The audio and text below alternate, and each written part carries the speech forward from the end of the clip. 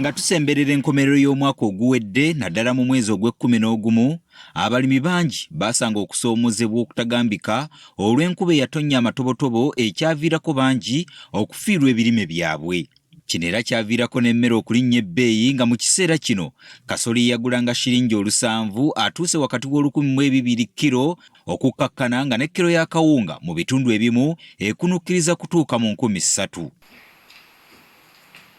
Kati olunaku olwaleero minisitule y'amazzi n'obutonde bw'ensi etangaazizza eggwanga ku mbeera y'obudde nga bw'egenda okubeera wakati w'omwezi ogwokusatu ogenda okutandika n'ogw'omukaaga ogw'omwaka guno. Ebitundu ebisinga obungi eby'eggwanga naddala muno mu masekkati g'eggwanga tuba tulaba ku nkuba ng'etonnya nga bwe bulamu bw'etonnya okuva omwezi guno lwe gwatandika omwezi ogwokubiri. N'enkuba tetugitwala okuba nti si ya sizoni. Mu kiseera kino enkuba egenda kutonnya nga ya kigero newankubadde nga mu bitundu ebimu naddala okwetoolola ennyanja Nalubaale egenda kusukkako katono ku bungi kweyeemanyiddwa eya bulijjo. Ebitundu ebisinga obungi eby'eggwanga tugenda kufuna enkuba eri ey'ekigero oba giyite average rainfall, kitugeeza kutegeeza ti enkuba nga si nnyingi nnyo ate si ntono ebitundu ebisinga eby'eggwanga. Bano balabudde nti enkuba eno ng'etandika egenda kubaamu kibuyaga n'okubwatukako eggulu mu bitundu eby'enjawulo mu ggwanga ne balabula abantu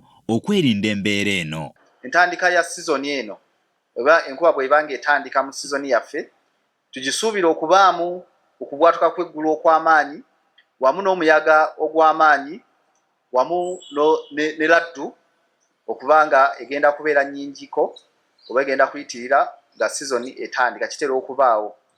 Bano bagamba nti mu kiseera kino minisitule n'ebitongole ebikwatibwako ensonga ez'enjawulo naddala minisitule y'ebigwa tebiraze bakweyambisa alipoota eno okwongera okulambika bannansi ku ngeri y'okweyisaamu mu biseera bino.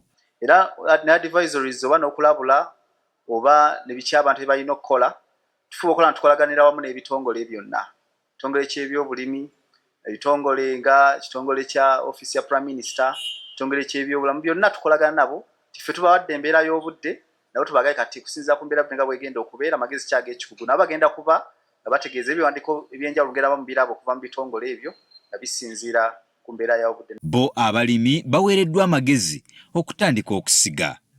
Wabula bano bategeezezza nti newankubadde nga balambise bwe bati waliwo embeera endala esobola okuleetawo enkyukakyuka mu bye basomye nga y'ensonga lwaki bagenda kusigala nga bafulumya ennambika ez'enjawulo buli luvannyuma lwa nnaku 10 na buli nkomerero ya mwezi. Gerald Damulira, Agafeeyo ku Spark TV.